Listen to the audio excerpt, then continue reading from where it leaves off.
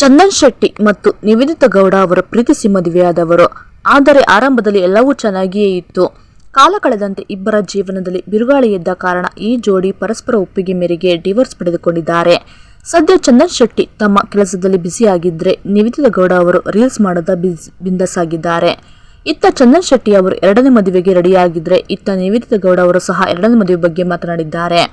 ಹೌದು, ನಟಿ ನಿವೇದಿತಾ ಗೌಡ ಅವರು ಸೋಷಿಯಲ್ ಮೀಡಿಯಾದಲ್ಲಿ ಸಿಕ್ಕಾಪಟ್ಟೆ ಆಕ್ಟಿವ್ ಆಗಿದ್ದಾರೆ. ಇನ್ನು ನಿವೇದಿತಾ ಗೌಡ ಅವರು ಈಚೆಗೆ ಐ ಆಮ್ ಗಾಡ್ ಸಿನಿಮಾದ ಸಾಂಗ್ ಒಂದರಲ್ಲಿ ದಿಗಂತ್ ಜೊತೆ ಹೆಜ್ಜೆ ಹಾಕಿದ್ದಾರೆ. ಸದ್ಯ ಹಾಡು ರಿಲೀಸ್ ಆಗಿ ಉತ್ತಮ ರೆಸ್ಪಾನ್ಸ್ ಪಡೆದುಕೊಂಡಿದೆ.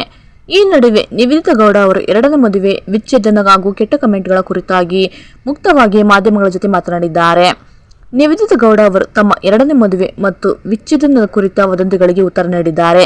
ವೈವಾಹಿಕ ಜೀವನದ ಬಗ್ಗೆ ಭಯವಿದ್ದರೂ ಉತ್ತಮ ವ್ಯಕ್ತಿ ಸಿಕ್ಕರೆ ಕುಟುಂಬ ಆರಂಭಿಸುವ ಬಯಕೆ ಇದೆ ಎಂದು ನಟಿ ನಿವೇದಿತಾ ಗೌಡ ಅವರು ಹೇಳಿದ್ದಾರೆ.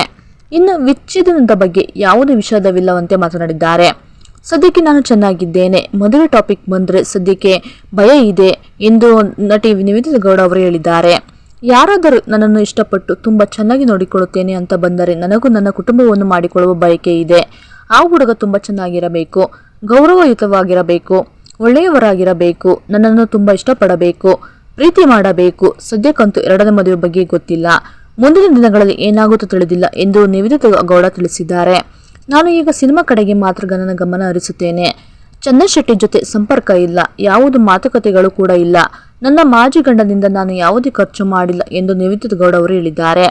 ಹೌದು ವೀಕ್ಷಕರೇ, ಹಾಗಾದರೆ ಈ ವಿಡಿಯೋ ಬಗ್ಗೆ ನಿಮ್ಮ ಅಭಿಪ್ರಾಯವನ್ನು ತಪ್ಪದೆ ಕಮೆಂಟ್ ಮಾಡಿ, ಹಾಗೆ ಶೇರ್ ಮಾಡಿ.